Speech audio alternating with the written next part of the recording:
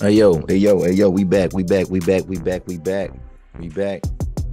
yo, what it is and what's good, y'all? Welcome back to 280 Plus, the social media podcast where I take the conversations off the timeline and go beyond the tweets.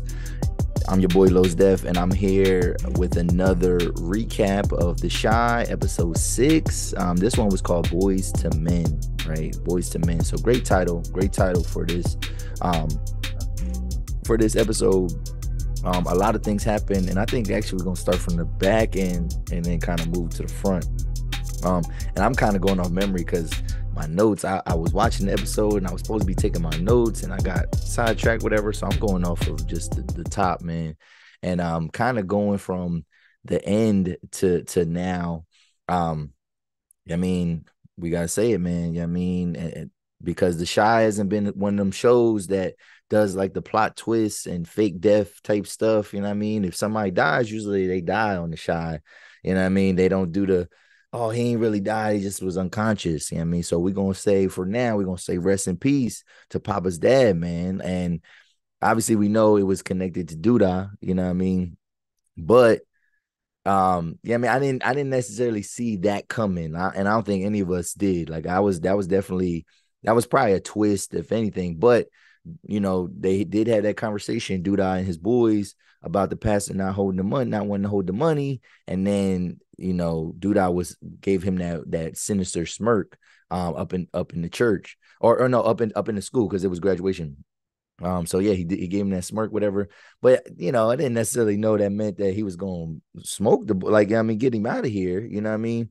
And that was tough, man, because here's the thing, man. Like, you know, Papa's dad, obviously a devout Christian man. You know what I mean? He loves his son, and you know, sometimes people, church going people are a little bit pushy and you know, a little bit self-righteous. But I love the relationship that he has with his son. You know what I mean? And he means so well, you know what I mean? Because we're actually going to, yeah, kind of focus on that whole Papa and his dad dynamic, right? You know, they had that conversation on the podcast on Papa's pulpit. And you know, it was heartfelt to me, and it felt good to see that because, like, even though Papa don't always, you know, he wants to forge his own path. He respects his father, man, and he looks up to his dad.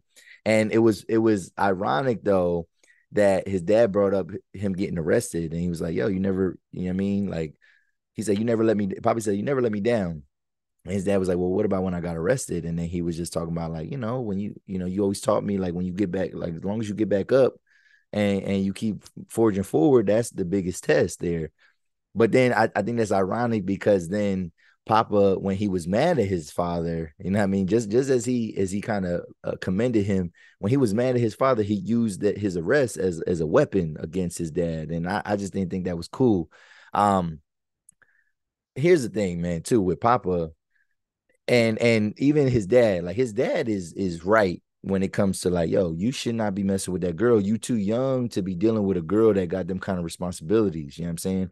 But Papa is just too wet behind the ears, and he's too young and too youthful to where he's really the exemplary get in where you fit in type of young boy. You know what I mean? Like, yeah, I don't want to call him desperate, but yeah, he's desperate. That young boy is desperate, man, for attention, and he wants this girl.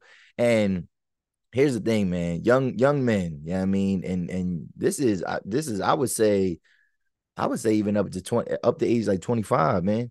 Do not forge, and especially his age, like before college. I say definitely before 21. Definitely before 21.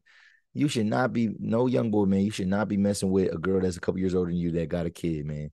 A 17-year-old boy about to turn 18. You should not be messing with no woman.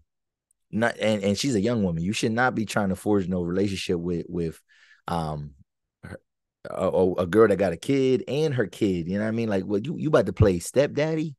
You about to play stepdaddy, and that's a joke, you know what I mean, amongst the kids. But no, that's some real shit though. Like, it's like, Papa, no, you don't have no time for that, man. You don't have no time for that. And you know what I mean? You're not even at your glow up phase yet, man. You about to go to college, you know what I mean? You know what I mean? You're outspoken young man, you're articulate, you know, you're responsible. you gonna find a woman that wants to be with you, man. That's more age appropriate. That's more your speed. You know what I mean? But he wants any attention. And yes, he did kind of he started kind of like falling in love with this girl, right? And that was a happy moment.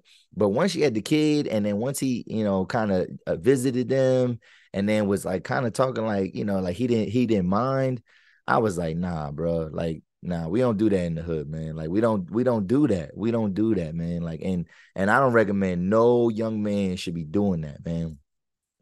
Unless it's your kid, unless both of y'all had that kid, whatever. But that's way too much responsibility, and it's going to change your whole outlook on life being in a relationship like that, because that kind of relationship is different than any other kind of relationship that you're gonna ever forge with somebody around your age and at that age. Like it's no good. But Papa's dad, though, I mean, being the religious father, man, they sometimes they could be a little bit overbearing. And he was just on the rampage of like, no, you will not. I forbid you to see her. I forbid that. You're not seeing her. Papa talking about leaving, and then he let his son leave, and it just hurt even more because Papa don't know he's gonna regret leaving. He's gonna like when he finds out what happened to his dad, he's gonna be heartbroken and hurt by it. And probably he's gonna be beating himself up. And it's probably gonna it might lead to the end of his little relationship with his it's not even his girlfriend. Like, she don't even necessarily want, and that's the thing too. Credit to her, she don't necessarily want to accept him as her boyfriend because she know that she got too much on her plate, whatever. But the dad was spitting bars though. You know what I mean? He was like, yeah, like her dad, the pastor that passed around the plate three times, whatever. He was worried about this instead of worrying about his home, whatever. And he killed Papa with that. But a kid is gonna do what they want to do, and what they feel is right. You know what I'm saying? Shout out to Jabari too for kind of trying to step in, and because he knows, man, he's like, yo, man, you got a good situation, man. You're not a street dude like me. You're not a street dude like me. So like, kind of play your position, be in your lane, and enjoy what you got, man. Because I don't got none of that. I don't have that support system. I don't have that family that you got, and you taking it for granted. And that's what Jabari, his little words right there. That's what that was. That's what he was saying there. He was like, yo, Papa, like, you tripping right now. And he was. The dad was tripping too. You know what I mean? It don't help that he was trying to like make crazy demands. And Papa's dad, although he has wisdom and he's older, he don't have the language, the vocabulary to even like approach that with his son in a calm manner. You know what I mean? Like, he's going for protection. It's like, nah, like, you're not about to do that. Like, you're not about to bring that up in here. But it was too much at once, for Papa. And he left, man. And like I said, now we dealing with this aftermath. Other than that, just kind of speaking on uh I guess, yeah, there's a lot of stuff with Douda, man. Douda is, this episode called Boys to Men. You know what I mean? It featured the young men kind of taking a stand for themselves. So Papa, boy to man, whatever. Even Jabari, you know what I mean? He took some licks like a man, and like had to face his girlfriend's brother, Vic Mensa, his character, and just had that kind of that heart-to-heart conversation with him as well.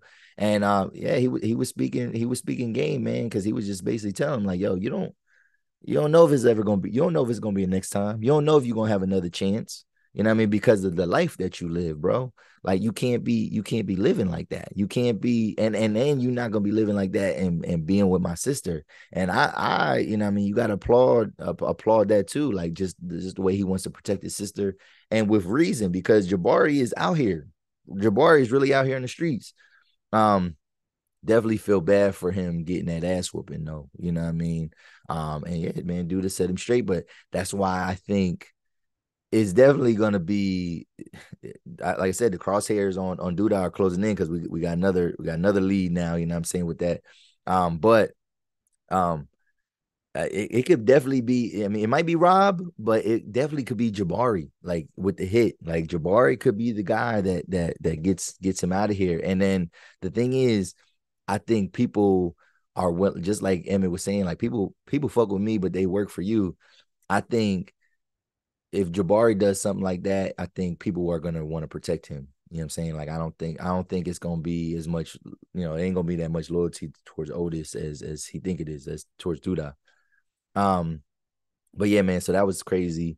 Emmett, man, Emmett pulled the Emmett move to me, like for real. He pulled the Emmett move, and he demanded the gun back from his pops, and like he was ready to do something, and he was. I mean, he went in there, but like I kind of knew I knew it was gonna happen, something like that. I knew that either he was gonna go in there and then like they was gonna smack him up and jump him or something like that, or just like what happened. You know what I mean? So Emmett storms up in there, pointing the gun. You know what I mean? And that's the rules, man. The rules, you don't never pull a gun out on nobody that you ain't gonna use it on.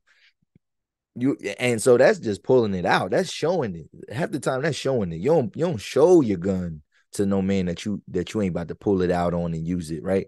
But this man not only pulled it out and showed it to him, he had that joint to his head, like he had that joint to his face.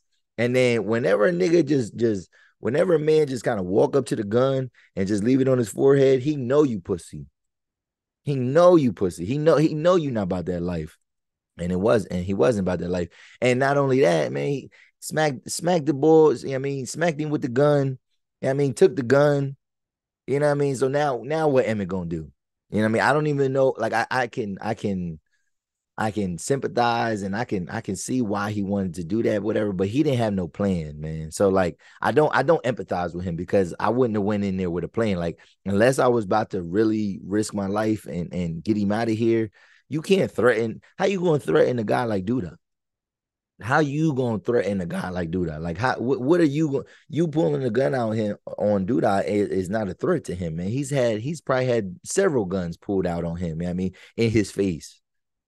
He got a team, even though and yeah, they might not fuck with him like that, but the fact that he pays them and he pays for their loyalty, he's still gonna have people that get in line and do what they gotta do to protect the business.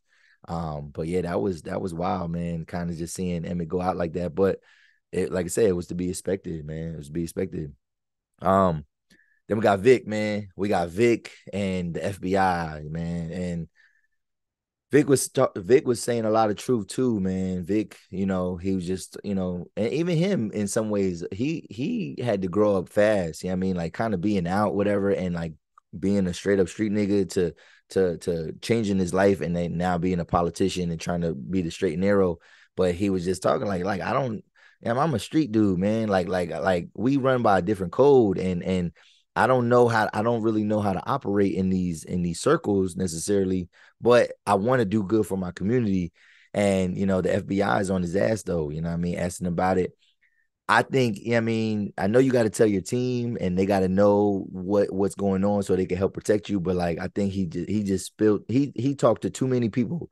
It was good that he didn't talk to the FBI, but he his girl know, his chief of staff know, and then right when he's talking and giving up all the information, I'm like, he ain't snitching. I know he not snitching. And he had that conversation with Rob, and that was tough, man. And like just Rob's face when he was telling them that, he's like, yo, you ain't do shit, and it's like, bro, what am I supposed to do? Like this man, he already shot your uncle, man. Like I'm supposed to shoot this guy now. You know what I mean? Like he already shot your uncle, and I don't really work for him or work with him, but like I was an accomplice at that point, and I like, yeah, I mean, I'm about to catch a body, and then like now two bodies is possibly pinned on me. Like he had no wiggle room, and he was already running for office and all that. Like he had no wiggle room, but Rob knows, man. Rob knows for sure now. And he told his mom, and they about to set up the blitz, man. They about to set up the blitz on Douda. And like I said, man, them crosshairs is getting tighter. They closing in on him. And like I said, it could be Lynn Whitfield's character that pulls the trigger. It could be Rob that pulls the trigger. But the sleeper pick is Jabari, man. I think Jabari, he definitely got it in him, but that definitely could go. He might be the one, man. He might be the one that has to really end this saga, man. End all this that's going on once and for all, and for good reason, man. So that was wild too. Another thing. Boys to Men though, Kevin. You know what I mean, Kevin had to have that conversation with his moms, and you know, shout out to Dre for supporting him and kind of being there for him and being that kind of that buffer between him and his mom. I knew his mom was gonna feel some type of way because she don't believe in the dream, man. She don't, she's like, oh, you can't play video games forever, which in many cases that statement does ring true for many young boys. Like a parent, if they say that, probably 99 times out of 100, like they true, like they're right about that, whatever. But Kevin is, I guess he is talented. Yeah, I mean, he has a very unique opportunity to kind of change his life. Of course she's gonna be scared. Of course she's gonna be concerned. So she only doing what she got to do. But it's like if he's not going to college, like that's him going to college. Like that's the equivalent of him going away, going to school or something like that. Because he'll only be 18, even if it's only for a year, even if it's temporary. He still got a lot of life ahead of him. I mean, they gonna know where he's staying. He got a car. He got a car. He gonna get a car, and then he's gonna be making money. Yeah, I mean, probably more money than he would make at any entry level job. And his mom is low key she hating, but she being protective. And like I said, she doing what she's supposed to do.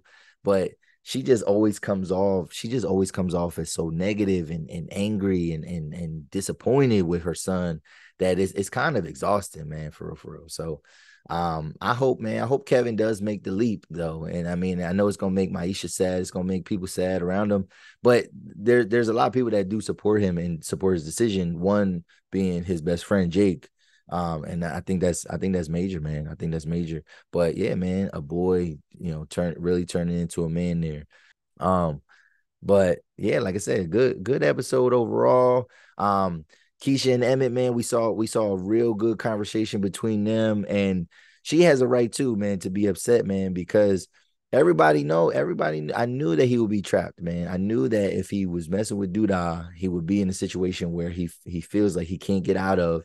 And that's where he's at. He's between a rock and a hard place because Douda, and once Douda smacked him up, he told him, he's like, all right, you want to part ways with me? Well, say goodbye to this, say goodbye to that, say goodbye to that, and talking about he gonna buy him out.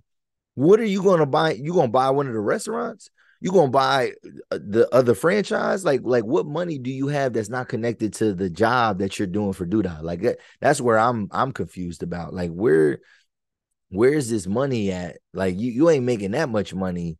I mean, managing some Smokies restaurants to to to be able to pay Douda back, you know what I mean? And Douda knew that. Like that's why Douda did the smirk. He's like, oh yeah, I like that. I like when guys want to owe me money, because once you owe me money, if you a guy like Douda, if you don't pay, it ain't no late new, it ain't just he ain't just gonna repo your shit. He gonna repo your life. You know what I'm saying? Yeah, I mean, yeah, he not gonna just take away your house and your cars and whatever money you got. He about to repossess your whole life. You know what I mean? If you don't pay him back. So, and that's why it was weird when it was commendable that he wanted to do something about it, but he did not go in there with no plan. Um, but yeah, man, Keisha has a right to be worried, because she said niggas die fucking with this guy, man. And you actually lining yourself up to be the next contestant on that Summer Jam screen, you know what I'm saying? And we see Jabari's sister pop into the picture, man. So Jabari's sister, she do kind of look like Jabari. Jabari low-key looks like Michael Rainey. He looks like Tyreek St. Patrick for I mean, I don't know if y'all peeped that resemblance, but I was like, yo, why he making the Tyreek St. Patrick voice face. I mean, he making the Michael Rainey face. And yeah, they did a good job casting that girl. I'm wondering, makes me want to look at the credits. Like, are they really brother and sister? Because she looks like Bull, you know what I mean? And who knows where she's been at, you know what I mean? But like she's back in town and she goes in, and this is what I want to know. And this is for like people that are in Chicago.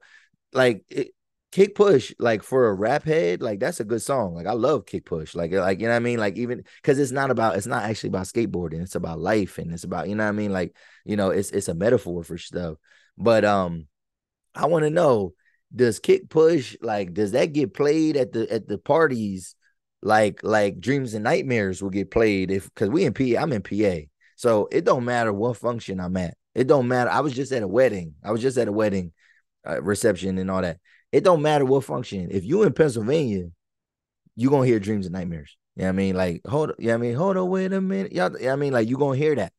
I used to pray for times like this around, like, you know what I mean? You're gonna hear all that. You know what I mean? And everybody reciting it, everybody getting in their bag. I mean, I said before, like, I think this song is a little bit like played out, but the wedding reception, it plays, it goes there. Um, but yeah, like Kick Push, they was all jamming the Kick Push and the kids, and I'm thinking like I can't picture kids like in this song. You know what I'm saying? Like, but they might, and that's why I want to know. Chicago, is Kick Push like, is that y'all dreams and nightmares, or is that like a classic that like even the youth play? Like, do y'all really rep Chi-Town like that and like and big that song up? Because they was all the kids was jamming to it, they knew it. You know what I mean? And then to rap on the instrumental, I thought that was dope, whatever. And she killed that shit. She killed that shit. Maisha was hating a little bit, but now Gemma planting the seeds, you know what I mean? And now she got a potential client. It's weird though, because again, introducing new characters late into a season, it's the last season, and then it's late in the season, and they're still introducing characters, and I'm like, you know what I mean? Like, it almost lends itself to like maybe there is gonna be a spinoff, because there is too many like little plot lines that are going in place. Like, you got Jake with the fashion that he could blow up. You got Maisha still with her career trying to blow up. You got Kevin trying to do his thing. You got Papa maybe being acting as a stepdad role, figuring out what he gotta do, trying to forge a life without his father. You know what I'm saying? Jabari, you know what I mean? He might be doing time after he gets Douda out of here, you know what I mean? And then you got Gemma now, and she has Jabari's sister as a potential client. So I don't know. I'm looking forward to that. Like, I haven't heard any news, I haven't heard any whispers. You know what I mean? Lena, she ain't talked to me, she ain't tell me about nothing. But I think a shy spinoff of some type could work, man. Could work if it was mostly based around the younger people, and then they introduce new characters along the way. With that, you have appearances by like the family. I think it could work. I think it would work. But like I said, man, it was the big things was Papa's dad, Jabari, Emmett getting smacked up, Jabari getting smacked up, and then obviously Papa getting kicked out or leaving the house, and yeah, man, Gemma's new potential client, man. I think it was dope. I think it was dope. So again, I wanted to make this kind of short and sweet. Gotta get the content out there, man. I think the season, man, I think it's we're still on an incline right now. This was a high point. I felt like sometimes after the midway point they try to go slow. But no, like I said, we got Rob knows. Rob knows who killed his uncle. His mom knows who killed her brother. And so, like I said, man, dude, I got a price on his head now. We didn't see Tiffany. We didn't see Key. We saw a little bit of Keisha. Oh, back to Dre though. Back to Dre real quick before we go. Man, how do y'all feel, man? Is it okay to hang out with your ex, to be friends with your ex? And I would think that same-sex couples, it's a lot more like, I think it's a little bit more clear cut with male and female, because most times it's no. Like, the answer is no. Like, no, you can't be friends with your ex. You know what I mean? Like, being friends with your ex is not a good look. It's not gonna go the way you want it to go. But in a same-sex relationship, two women, it gets cloudy. And I in some ways though, I understand what Dre's saying. Like, yeah, because Nina was like, well, you got Emmett's mom, you got the other shorty, you know what I mean, as your friends. Like, what's wrong with that? And then she like, no, like I don't have no lesbian friends. And I don't know. If you a lesbian, like, how are you moving in the scene and you ain't got no lesbian friends? Your ex can't be your only friend. Like I said, I know that's like it's kind of like a thin line, and it's kind of like a little bit muddy there. But I'm surprised that she don't got no lesbian friends in Chicago, and the only person that she's trying to be a friend with is her ex, somebody that she's had, I mean, made love to, you know what I mean, and tried to marry. She tried to marry her, so. I don't know, man. I don't know. I think she's gonna hit the fan. I think Nina gonna have to fuck her up though. I think Nina gonna have to bust that girl's ass real quick, you know, or just act crazy. Like at least we get a scene where she like not taking that shit. You know what I mean? But Dre got to get it through her head, like, yo, this ain't gonna work, man. Like the way y'all dynamic is with your relationship, it's not gonna work if you trying to be friends with your ex. So, what y'all think about episode 6, man? Boyz II Men, The Shine. Like I said, man, I think we're headed to a nice finale, nice ending to this show, man. So let's see, man. Let's see. But this is another episode of 280 Plus. The Shy recap, episode 6. And I'll be back next week for more, y'all. Check me out. Hit the subscribe button, hit the like button. You know what I mean? Hit the bell for notifications, man.